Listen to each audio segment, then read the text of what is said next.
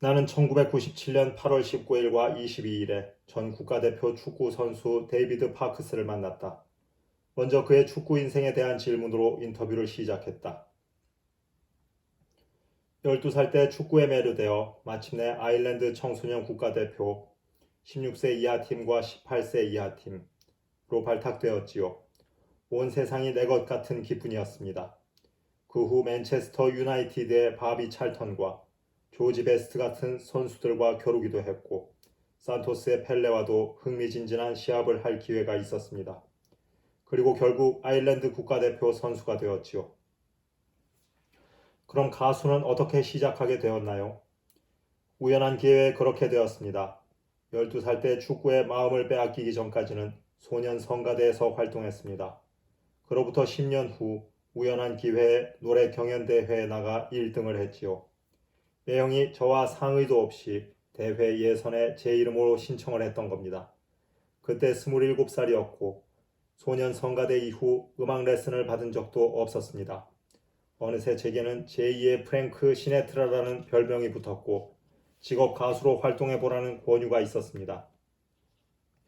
결국 저를 중심으로 밴드가 결성되었고 우리는 벌링턴과 더블린에서 가장 규모가 큰 호텔 전속으로 활동했습니다. 이후 10년간 그 호텔을 무대로 디너 댄스와 캬바레소 등을 담당했습니다. 그동안 저는 앤 맥그리스와 결혼하여 아이 둘을 낳았습니다. 1977년 4월 7일 축구 시즌이 끝난 후 일주일쯤 지났을 때 처음으로 복부에 심한 통증을 겪게 되었습니다. 통증이 얼마나 극심했던지 서지도 앉지도 못하고 바닥에 뒹굴었습니다. 식사만 하면 구역질을 하기 시작했고 설사도 멈추지 않았습니다. 처음 통증이 시작되었을 때 제 몸무게는 102kg이었습니다. 6주 후에는 59kg이 되었습니다.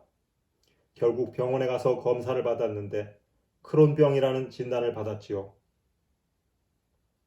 1932년에 크론 박사와 연구진에 의해 명명된 이 질병은 극심한 복부 통증, 설사, 그리고 체중 감소를 동반하며 대장염과 비슷하다. 의료진이 약물 치료를 시도했고 스테로이드까지 사용해 보았지만 통증은 전혀 줄어들지 않았습니다. 결국 몇 달 후에 회장 제거 수술을 받았습니다. 회장루 성형 수술을 받고 회장루 형성 수술을 받고 2년 반 동안 외과용 비닐 주머니를 몸에 달고 살아야 했습니다. 그러나 수술 받은 지 3개월 후부터는 다시 가수로 일했습니다. 건강 상태가 좋아진 것은 아니었지만 우리 부부에게는 큰 돈이 필요했습니다. 둘째 아이 켄이 낭포성 섬유증이라는 충격적인 질병을 앓고 있었습니다. 그 병은 아이의 수명을 엄청나게 단축시키는 것이었죠. 아내와 저는 3살 된 아들 켄을 위해 무슨 일이든 하겠다고 결심했습니다. 아내는 켄과 4살 된 딸 로나를 돌보느라 집에 있어야 했습니다. 저는 켄의 병원비를 벌기 위해 온 힘을 다할 각오가 되어 있었습니다. 그래서 밤에는 노래를 다시 시작했고 낮에는 더블린 백화점 구매 담당원으로 일했습니다. 1977년 12월 저는 병원으로 급히 실려가 장폐색 관련 수술을 받았습니다. 그나마 축구선수 시절에 해둔 체력 훈련 덕분에 성탄절 전 직장에 복귀했습니다. 하지만 이듬해 1978년 11월 장폐색으로 다시 한번 수술대 위에 올랐습니다. 그러나 1979년 6월 의료진은 회장루 형성 수술로 만들었던 인공 항문을 없애고 외과용 비닐 주머니도 제거했습니다. 그 후 2년간은 문제없이 잘 지냈습니다. 영적으로 무신론자가 되기로 결심했지요. 아무 죄도 없는 어린 아들은 낭포성 섬유증으로 얼마 살지 못할 운명이고 아이를 돌보아야 할 아비마저 쓰러지게 버려두시는 하느님이 어떻게 전능하신 분이고 어떻게 사랑일 수가 있습니까? 저는 분노와 원망으로 괴로워했습니다. 주일 미사도 참여하지 않기로 마음먹고 아내에게도 그렇게 하도록 했습니다. 내 앞에서는 기도도 하지 말라고 엄포를 놓았습니다. 결국 아내와 말다툼이 잦아졌죠. 모두 제 잘못이었습니다. 1981년 6월 장유착이 진행되어 또 수술을 받게 되었습니다. 1984년에도 장유착으로 다시 수술을 받았는데 그것이 5번째 수술이었습니다. 그 사이 셋째 아이가 태어났습니다. 저는 기뻐하기보다 아내에게 화를 냈습니다. 켄과 저의 절망적인 상태 때문에 생긴 좌절과 욕구 불만을 모두 아내에게 퍼부었던 겁니다. 저는 절망을 이겨내지 못하고 결국 아내와 세 아이를 버렸습니다. 이런 말을 하기가 부끄럽습니다만 그때 저는 다른 여자를 사귀기 시작했습니다. 그런데 아내는 다시 새벽 미사에 나가 저를 위해 그리고 우리의 결혼 생활을 위해 기도했지요. 제가 집을 나간 것은 1987년 8월이었습니다. 부모님은 아내 편을 들며 저를 호되게 꾸짖었습니다. 당연한 일이죠. 저는 그해 11월 집으로 돌아왔습니다. 하지만 변한 것이 없었습니다. 또다시 좌절과 욕구불만을 아내를 향해 분출했습니다. 하지만 아내는 놀랍게도 한 번도 저를 탓하지 않았습니다. 1988년 1월 또 집을 나와 잠자리를 구걸하는 비참한 노숙자 생활을 했습니다. 갈 때까지 간 것이지요. 그해 6월 가족들을 찾아 집으로 돌아왔을 때 아내는 원망하는 기색 없이 저를 다시 받아주었습니다. 저는 행운하라 해야겠지요. 저의 병세는 더욱 악화되었습니다. 결국 복부 통증이 지속되었고 먹기만 하면 구토를 하고 설사도 멈추지 않았습니다. 크리스마스 이브에 9시간에 걸친 수술을 받았습니다. 수술은 성공적이지 못했습니다. 수술을 받은 지 2주도 지나지 않은 1989년 1월 7일 또다시 11시간의 긴 수술을 받아야 했습니다. 수술 후 집도의는 대기실에서 불안해하는 제 아내를 찾았습니다. 아내는 의사에게 사실대로 말해달라고 애원했습니다. 그는 길어야 8주 내지 10주 정도밖에는 살지 못할 거라고 했답니다. 참담해진 아내는 내게 말할 수가 없다며 의사에게 대신 해줄 것을 부탁했습니다. 다음날 의사는 병실로 찾아와서 제 곁에 앉아 모든 것을 알려주었습니다. 저는 거의 3일 동안 비통하게 울고 또 울었습니다. 데이비드는 마음을 추스렸다. 그리고 하루도 빠짐없이 간병하면서 자신과 많은 시간을 보내는 동안 책망의 말 한마디 하지 않는 아내를 보고 그녀가 얼마나 좋은 아내이며 얼마나 좋은 엄마인지를 깨닫기 시작했다. 그는 무안했지만 자신의 철없음을 아내에게 고백했다. 두 사람은 17년 전 유고슬라비아에서 보낸 행복한 신혼여행을 회상하며 이야기를 나누었다. 그는 여러 번 이렇게 이야기했다. 딱 한 번만이라도 그때처럼 다시 그곳에 갈 수 있다면 얼마나 좋을까. 그는 불가능한 일임을 잘 알고 있었다. 자신과 아들 켄의 병원비를 감당하기에도 벅찬 형편이었기 때문이다. 데이비드의 밴드 단원들과 더블린 가요계의 많은 사람들이 그 끔찍한 소식을 듣게 되었다. 그들은 데이비드의 가정 형편에 대해서도 잘 알고 있었기에 자선 공연을 기획했다. 그런데 불행하게도 기획을 맡은 사람들이 하는 말을 데이비드가 우연히 듣게 되었는데 그들은 공연에 대해 의논하면서 무심코 장례식을 위한 자선 공연이라는 말을 했던 것이다. 당시 데이비드는 이미 죽음을 받아들일 준비가 되어 있었지만 그런 말을 듣는 순간 마음이 몹시 상했다고 한다. 그는 공개석상의 모습을 드러내기를 꺼렸다. 당시 그의 체중은 44kg으로 그야말로 피골이 상접해 있었고 눈빛도 처연해 보여 마치 나치 포로 수용소 희생자들을 연상시켰다.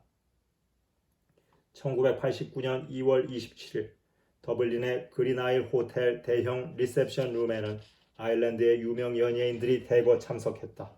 그들은 데이비드의 밴드가 더 많은 돈을 모금할 수 있도록 도와주고자 했던 것이다. 그 중에는 로난 콜린스, 디스키 로시, 조 키디, 헬렌 조르단, 조지 헌터, 브라이언 다알시 등 유명 연예인들과 헤더 파슨즈가 있었다. 헤더 파슨즈는 가요계의 스타가 아니라 트럼펫 연주자와 결혼한 저널리스트였다. 그녀는 북아일랜드의 프로테스탄트 가정에서 태어났다. 몇 년 전 선데이 신문사에서 그녀에게 보스니아 헤르체고비나 구 유고슬라비아에 있는 메주고리의 성모상과 성지 순례자들에 관한 기사를 쓰라고 한 적이 있었다. 메주고리의 성모 발현을 미신이라고 여기던 그녀는 내키지 않는 마음으로 취재에 나섰으나 그곳에 가서 깊은 감명을 받고 가톨릭 교리를 공부하기 시작했다. 그리고 2년 뒤에 가톨릭 신자가 되었다. 또한 그녀는 한 친구와 함께 메주고리의 성지 순례자들만을 위한 전문 여행사를 설립했다. 그녀는 부축을 받으며 공연장으로 들어오는 데이비드를 보고 큰 충격을 받았다. 한때 국가대표 축구 선수였던 데이비드는 앙상하게 뼈만 남은 끔찍한 몰골이었다. 그녀는 데이비드를 반드시 메주고리의 성지에 보내야겠다고 결심했다. 그리고 데이비드와 앤에게 피터 루키 신부가 이끄는 성지 순례단과 함께 다녀올 수 있도록 왕복 티켓을 선물했다. 저는 1982년에 이미 하느님과 절연했다고 아내에게 퉁명스럽게 말했지요. 저는 의식적으로 무신론자가 되기로 결심했거든요. 유고슬라비아에 다시 한번 가보고 싶은 마음은 간절했습니다. 하지만 아내에게 제 뜻을 분명하게 알렸습니다. 여보, 이건 분명히 해두자고. 나는 기도니 미사니 교회니 하는 것에는 전혀 관심이 없어. 하지만 우리 부부는 순례단과 함께 4월 23일 메주고리에 도착했습니다. 그때 저는 의사가 말한 길어야 8주 내지 10주는 넘긴 상태였지만 너무 힘들어서 2주 정도 버티다 죽을 거라고 생각했습니다. 저는 의식적으로 루키 신부를 피했습니다. 더블린 공항에서 그가 다가와 말을 건넸지만 저는 그의 말을 끊어버렸습니다. 그리고 메주고리에 도착할 무렵 버스 안에서 순례자들이 묵주기도를 합송하는 것을 큰 소리로 반대했습니다. 기도를 강요할 권리는 누구에게도 없다며 반발했습니다. 아내는 창피하게 굴지 말라며 제 옆구리를 찔러댔습니다. 민박시설이 너무 초라하고 비좁아 기분이 더 언짢아졌습니다. 옷을 걸어둘 곳조차 없었습니다. 저는 지난 3개월 동안 화장실 옆에서 살다시피 했는데 16명이 지내야 하는 그곳에 화장실이 하나밖에 없다고 해서 너무 놀랐습니다. 결국 저는 분을 참지 못하고 다음날 첫 차로 그곳을 떠나겠다고 말했습니다. 두브로브닉으로 가서 제대로 된 숙소를 찾겠다고 말이죠. 아내는 제발 한 번만 미사에 참석하자고 사정을 했습니다. 아내가 가족과 주위 사람들에게 체면을 세우기 위해 그러는 것이라고 생각했습니다. 저는 마지못해 그러겠다고 했지요. 하지만 다음날 아침 바로 후회스럽더군요. 성당 안에는 사람들이 얼마나 많은지 앉을 자리조차 없었습니다. 게다가 미사는 90분이나 걸렸습니다. 저는 성당에서 나오면서 심하게 투덜댔습니다. 난 이 정신없는 곳에서 벗어나야겠어. 나 혼자서라도 가야겠다고. 아내가 말했습니다. 여보, 오후에 루키 신부님의 치유의식에 참석하고 미사가 끝나는 대로 함께 돌아가요. 제발 그렇게 해요. 데이비드는 혼자 돌아갈 수 있는 상황이 아니었으므로 어쩔 수 없이 동의했다고 한다. 루키 신부는 성당에서 좀 떨어진 야외에서 200~300명의 교우들과 함께 치유 기도회를 열었다. 데이비드는 아내와 함께 기도회에 참석은 했지만 기도할 마음은 전혀 없었다. 그는 비디오 카메라를 들고 어슬렁거리며 시골 풍경을 촬영할 뿐이었다. 그리고 기도회를 주관하고 있는 루키 신부를 환한 눈빛으로 흘겨보고 신부님의 강복을 받고 있는 히스테리적인 신자들을 냉소적으로 노려보았다. 앤은 애원하는 눈빛으로 남편을 바라보며 한 번만 앞에 나아가 강복을 받으라고 부탁했다. 데이비드는 어처구니 없다는 듯 웃어 넘겼으나 앤은 계속해서 사정했다. 지난날 아내에게 저지른 잘못과 아내가 입은 마음의 상처에 죄책감을 느껴 그녀의 뜻을 받아주기로 했다. 루키 신부님이 저를 바라보며 말했습니다. 데이비드, 혹시 제게 하고 싶은 말 없나요? 없습니다, 신부님. 저는 극심한 고통 중에 있으며 앞으로 살 수 있는 날도 보름밖에 남지 않았습니다. 저도 모르게 속에 있는 말을 하고 말았지요. 그러자 신부님은 들고 있던 십자가를 제 손에 쥐어주고 머리에 손을 얹고 기도하기 시작했습니다. 그러고는 정신을 잃었는지 눈을 떠보니 제가 바닥에 누워 있더군요. 정신이 든 다음 처음 눈에 띈 사람은 아일랜드 정치인 도니 캐시디 상원 의원이었습니다. 그는 가요계와 관련이 있었기 때문에 전에 만난 적이 있었습니다. 캐시디 의원과 다른 신자들이 바닥에 누워있는 제 주위에 둘러서서 묵주기도를 바치고 있었습니다. 어떻게 된 겁니까? 제가 물었지요. 캐시디 의원이 이렇게 말하더군요.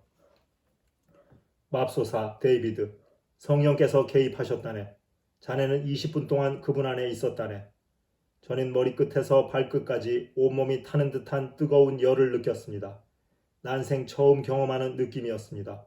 그러고 나서 정상적으로 음식을 먹을 수 있게 되었습니다. 구역질도 없어졌고 설사도 멈추었습니다. 지난 3개월 동안 하루도 빠짐없이 저를 괴롭히던 증상들이죠. 이제 제 아내는 그런 고통 대신 깊은 평온이 자리했습니다.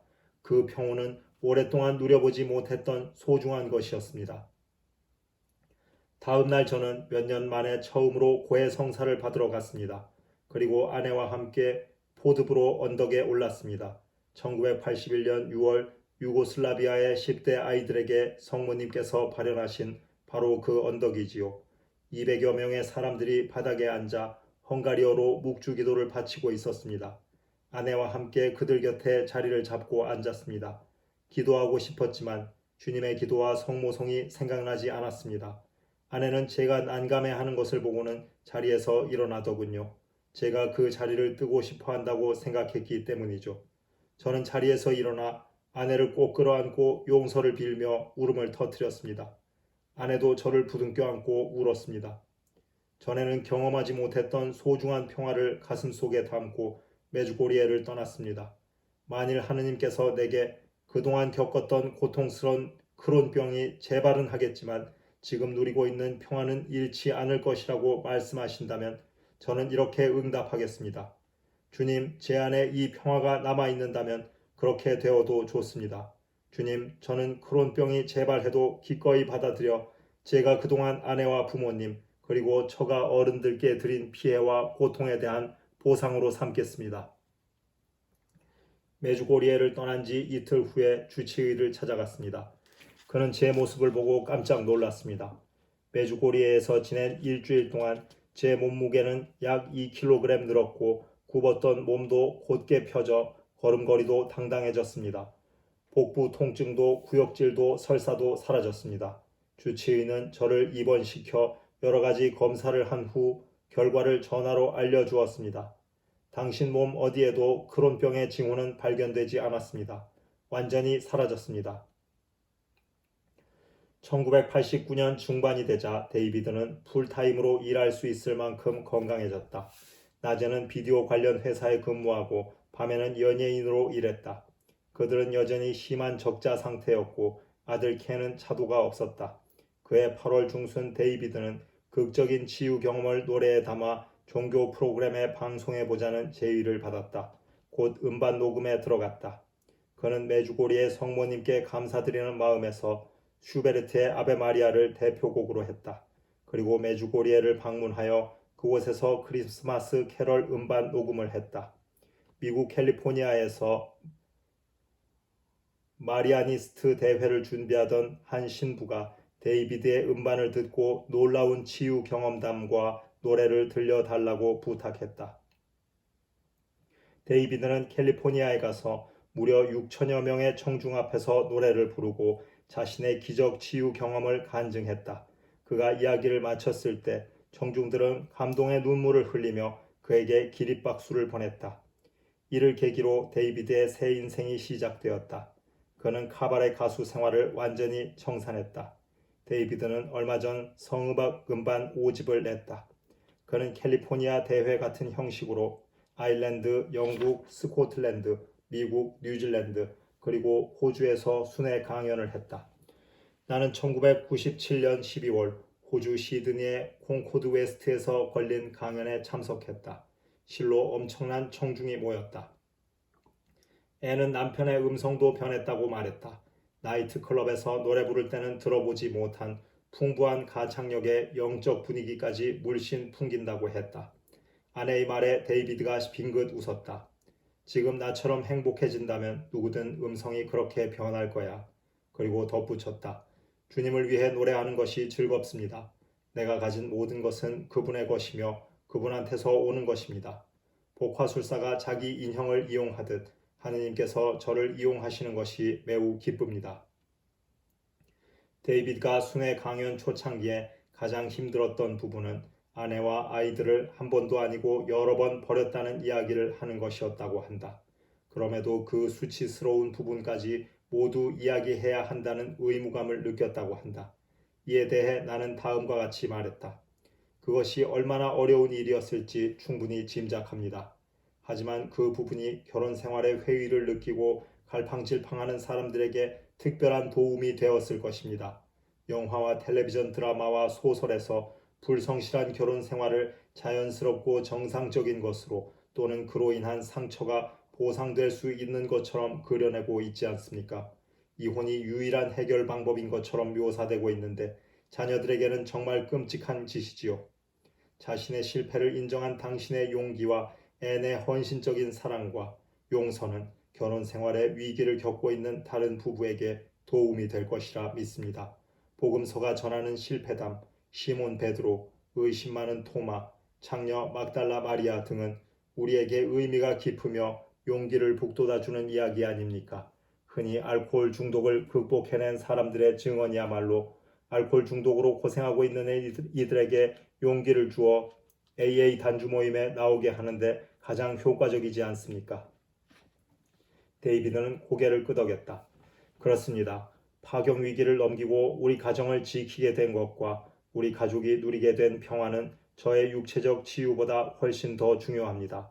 아내와 제가 메주고리에서 더블린으로 돌아오던 날 밤 우리는 양가 부모님과 친척들의 따뜻한 환영을 받았습니다. 가족 잔치가 벌어지고 있는데 우리 아이들이 갑자기 눈물을 흘리며 방으로 들어가 버렸습니다. 아내는 제게 그러더군요. 그냥 두세요. 아마 피곤해서 그럴 거예요. 그날 밤 늦게 아내에게 아이들이 왜 울었는지 물었습니다. 그러자 아내가 눈물을 흘리며 이렇게 말했습니다.